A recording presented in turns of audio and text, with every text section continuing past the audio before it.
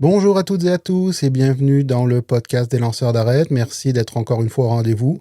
Merci de prendre le temps d'écouter un discours qui est différent de celui qu'on entend souvent dans les médias et dans la plupart des podcasts. Je suis toujours frappé quand je lis les commentaires en dessous de mes publications qui traitent de laïcité et qui dénoncent le fait que le gouvernement utilise ce concept à des fins politiques pas toujours très catholiques. Une fois que j'ai bloqué les commentaires haineux et racistes, il en reste quand même un certain nombre qui me semblent provenir de gens qui ne comprennent pas bien ce qu'est vraiment la laïcité et pourquoi c'est un non-sens de congédier des femmes parce qu'elles portent un signe religieux, justement au nom de ce principe de laïcité.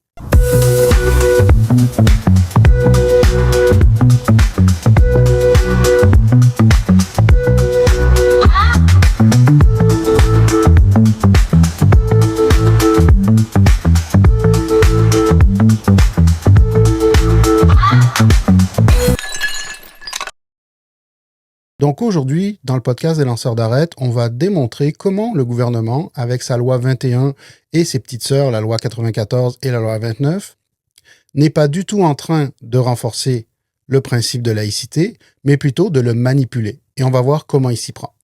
On va d'abord se parler de la Charte québécoise des droits et libertés. On va aussi aborder la fameuse clause dérogatoire. Vous allez voir, c'est pas si compliqué que ça.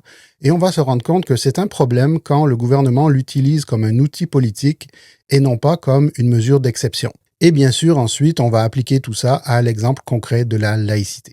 Avant de commencer, je dois vous dire que je ne suis pas un juriste ni un expert dans ces questions-là.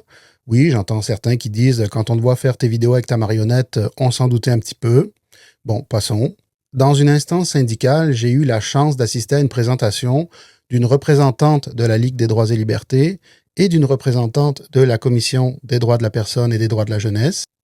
J'ai trouvé ça tellement intéressant que par la suite, je suis allé voir les mémoires que la commission avait produits ainsi que la documentation que la Ligue des droits a sur son site web, entre autres « Parlons laïcité pour une laïcité respectueuse des droits humains ». Sérieusement, c'est pas du tout aussi ardu que ce que je croyais. D'ailleurs, je vais vous mettre des liens vers la plupart des documents que j'ai utilisés pour faire cet épisode sur le site lanceurdarête.ca.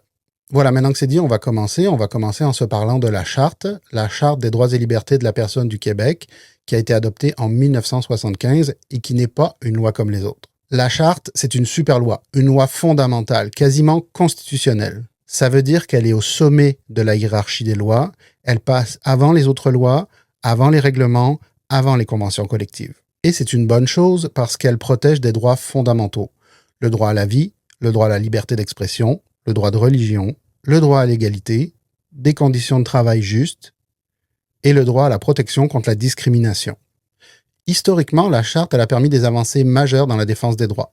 En 1977, elle a permis d'interdire la discrimination basée sur l'orientation sexuelle. Elle a servi à protéger des personnes handicapées et elle a permis progressivement la reconnaissance de plusieurs droits sociaux. La Commission des droits de la personne et des droits de la jeunesse a produit plusieurs mémoires dans le cadre des commissions parlementaires qui étudiaient les lois soi-disant sur la laïcité de la CAQ. Si vous les lisez, vous vous rendrez compte que la Commission fait très souvent référence à la Charte.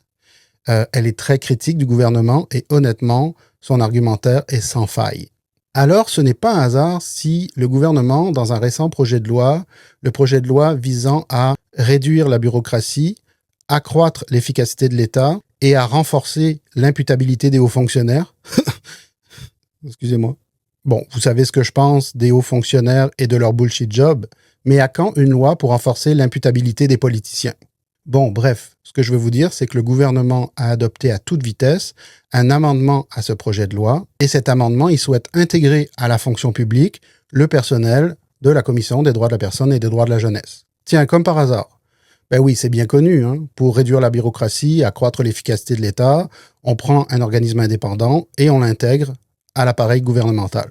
Évidemment, vous vous doutez bien que c'est dans le but de faire taire la Commission, d'abord en leur faisant peur par rapport à leurs emplois, mais aussi parce que si ça se fait, ils ne pourront plus jamais rien dire contre le gouvernement en raison du sacro-saint devoir de loyauté. Je travaille en éducation et je peux vous dire que le devoir de loyauté est très souvent utilisé pour museler les lanceurs d'alerte. D'ailleurs, les auditeurs de la première heure savent que le titre du podcast, c'est un clin d'œil direct à cette réalité. Voilà, je referme la parenthèse, mais ça démontre quand même que la commission est dans le vrai quand elle dit que depuis des décennies, on renforçait les droits, on en ajoutait aux gens, et que dernièrement, quelque chose a changé. Et ce quelque chose se traduit par une utilisation abusive de la clause dérogatoire. Ça me surprend toujours quand les médias traditionnels mentionnent la clause dérogatoire, mais sans expliquer tout ce que ça implique. Parce que c'est pas du tout banal de l'utiliser. La clause dérogatoire ou clause nonobstant, elle permet au gouvernement de dire « cette loi va s'appliquer même si elle viole certains droits ». Oui, vous avez bien compris, le gouvernement peut dire « cette loi ne respecte pas la Charte des droits et libertés, mais on va la faire quand même ».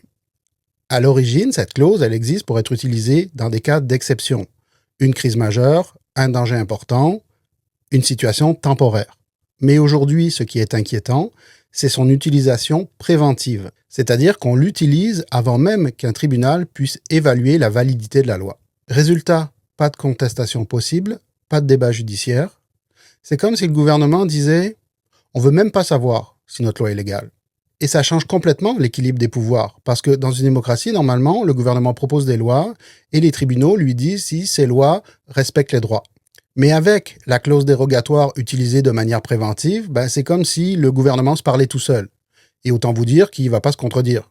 On est en train d'utiliser la clause dérogatoire comme un buffet à volonté. Le gouvernement se goinfre de pouvoir. Parce qu'actuellement, il n'y a pratiquement aucune balise. Pas de limite de temps clair, pas d'obligation de justification, pas d'encadrement strict. Et surtout, au Québec, une dérogation peut être permanente, contrairement à la charte canadienne qui exige un renouvellement tous les 5 ans. Donc, une loi qui viole des droits peut rester là indéfiniment. Et la Ligue des droits et libertés, dans un document qu'elle vient de produire, elle fait une proposition qui est très simple et très logique, c'est d'encadrer la loi avec les critères du droit international. Seulement en cas d'urgence réelle, de façon temporaire, de manière proportionnelle, sans discrimination et avec possibilité de contrôle judiciaire. Mais aujourd'hui, rien de tout ça n'est obligatoire. Maintenant, on va se parler du cœur du débat, la laïcité, parce que, bien entendu, pour adopter ces lois soi-disant visant à renforcer la laïcité, le gouvernement a utilisé la clause dérogatoire. Sauf que l'urgence, la crise, elle est seulement dans la tête du gouvernement. Et c'est ça qui fait dire à certains analystes que pour la CAQ, la laïcité, c'est un outil qui lui sert à restreindre des droits. Normalement, la laïcité, c'est la séparation de l'État et de la religion, la neutralité de l'État et l'égalité des citoyens. Mais avec les nouvelles lois, on est plutôt dans des obstacles à l'emploi et à la mobilité professionnelle, l'interdiction de porter des signes religieux dans certains emplois, et, on va se le dire, un impact disproportionné pour les femmes musulmanes. Le gouvernement confond la neutralité de l'État et celle des individus. Il oublie que dans une démocratie, oui, l'État doit être neutre, mais les citoyens, eux, ils ont des libertés. La notion de laïcité de l'État, elle n'est pas faite pour exclure, elle est faite pour protéger. Protéger des droits, protéger des libertés, protéger le vivre ensemble. Donc oui, la laïcité sépare la religion de l'État, mais dans le but de traiter tout le monde de la même manière, quelle que soit leur religion. Et contrairement à plusieurs idées reçues, la laïcité n'interdit pas l'expression religieuse dans l'espace public et protège la liberté de conscience et de religion. Donc on se rend compte à quel point le gouvernement détourne des principes qui devraient être intouchables. On ne peut pas dire, au nom de la laïcité, tu ne peux pas occuper cet emploi. On ne peut pas dire, au nom de la laïcité, tu dois enlever ce vêtement. Là, on n'est plus dans la neutralité, on est dans le contrôle. Les dernières lois de la CAQ créent de la discrimination, contournent les chartes et excluent des citoyens en raison de leur religion. La CAQ est donc à l'opposé de ce qu'est la véritable laïcité. On va se le dire, la véritable neutralité de l'État, elle se vérifie avec le comportement des institutions, pas avec ce que les individus portent comme vêtements. Et le pire paradoxe, c'est quand le gouvernement dit que ces lois pour la laïcité servent à protéger les femmes. Les protéger en leur enlevant des droits. Surtout aux femmes qui portent un signe religieux. Un signe religieux d'une certaine religion. Elle est où la neutralité là-dedans? Il faut quand même se rappeler que la loi discriminatoire 29 a été imposée au Centre de services scolaires du Québec à cause d'une lubie de Bernard Drinville qui est parti en croisade après avoir lu un rapport qui portait sur 17 écoles. Sur 3000 écoles au Québec. Et là, je vous entends me dire, oui, mais l'école Bedford. Premièrement, l'école Bedford, c'est une exception. Deuxièmement, il faut regarder plus en détail ce qui s'est passé dans cette école-là. Si vous lisez le rapport d'enquête sur ce qui s'est produit à l'école Bedford, vous vous rendrez compte qu'il n'est jamais question de la religion des gens. On y parle de méthodes d'enseignement inadaptées, voire immorales. On y parle d'enseignants incompétents. On y parle de refus de l'autorité et on y parle aussi d'une gestion qui est déficiente. Dire que les enseignants utilisaient des méthodes d'un autre temps parce qu'ils sont musulmans, mais ça, c'est une extrapolation que le rapport ne fait jamais. Et d'ailleurs, il nous met en garde de ne pas le faire. On a dit que les enseignants de cette école refusaient d'enseigner les cours d'éducation sexuelle aux enfants. On a sous-entendu que c'était pour des raisons religieuses. Mais si vous lisez le rapport, vous vous rendrez compte que c'est loin d'être le seul cours qu'ils refusaient d'enseigner. Ce sont des profs qui n'étaient pas bons, qui faisaient ce qu'ils voulaient, qui évaluaient les enfants n'importe comment et qui les maltraitaient. Il n'y a aucun lien avec leur religion là-dedans. Et je vais quand même me permettre de dire quelque chose ici. Vous savez, dans mon travail syndical, je représente du personnel de soutien scolaire.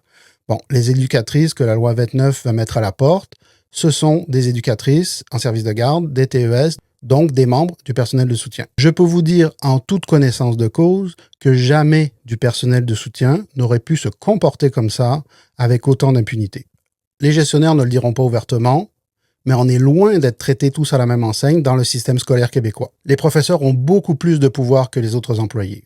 Je peux vous certifier que si on a laissé les enseignants de l'école Bedford faire la pluie et le beau temps aussi longtemps, c'est parce que c'était des profs. Donc, quand on vient écœurer des éducatrices en service de garde et des TES, on n'est pas du tout en train de prévenir une nouvelle école Bedford. L'école Bedford, ce sont des mauvais enseignants qui ne foutaient rien, qui n'avaient pas de savoir-vivre, qui maltraitaient les élèves et qu'on a laissé faire beaucoup trop longtemps. L'incompétence de certains gestionnaires du système, c'était ça la priorité, mon petit Bernard. Le gouvernement a choisi d'utiliser la laïcité pour diviser et se faire du capital politique. Le but, c'était d'avoir un bouc émissaire à blâmer pour tous les problèmes et de détourner l'attention de leur incompétence. Et surtout, ne soyez pas dupes. Si on se permet de suspendre les droits de certains groupes aujourd'hui, demain, ça sera peut-être les vôtres. L'État de droit n'a pas peur de l'égalité, n'affaiblit pas les minorités et ne marginalise pas ses citoyens. La charte a été construite pour protéger les individus, surtout quand ils sont vulnérables. Si on commence à la contourner pour un oui, pour un non, ça veut dire que nos droits sont négociables. Et ça n'est bon pour personne. Je vous laisse là-dessus. Merci d'avoir été à l'écoute. Lanceur d'arrêt, c'est un rendez-vous. Abonnez-vous.